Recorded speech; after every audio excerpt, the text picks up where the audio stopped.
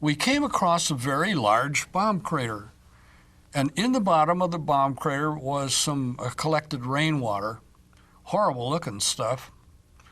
And the lieutenant, exercising discipline, held the men back from plunging down into that thing and filling their canteens.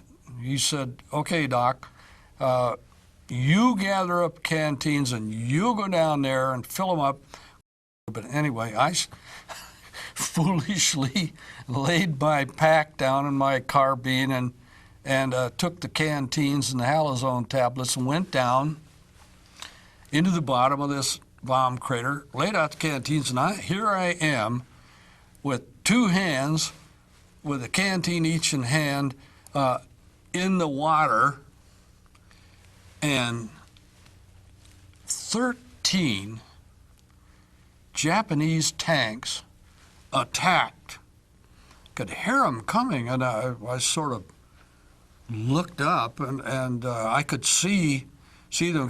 Here I am really out there, no weapon, just helpless. I couldn't get up and run up the side of the bomb crater and head back to my area. It was too late then. The tanks were in and around us and firing, and the Marines were firing, and the Shermans were firing, and God, things were flying through the air.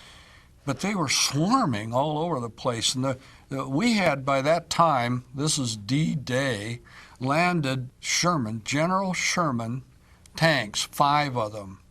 And they're pretty agile, too. They mounted like a 155 gun, pretty powerful gun, and they were very well armored. They were quite agile themselves, but these 13 tanks threw themselves upon the General Shermans, much to their, and the General Shermans just knocked them out. Just incredible. Though the Shermans were firing as fast as they humanly possibly could, blowing those little tanks off. The riflemen were throwing tons of fire into the tanks. The tanks were easily punctured. They didn't have a chance. But the point was, one of them comes up on the edge of the bomb crater and is trying to depress the cannon. I guess they decided, forget it, we can't get the gun down there anyway, so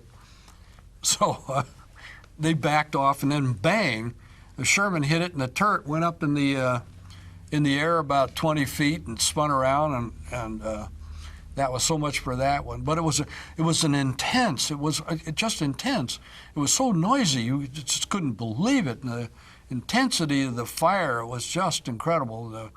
The Japanese were firing artillery down into the area, and the tanks were just, it was a suicide attack. They just lost their entire tank force, bang, in one hot 10 minutes. It was incredible.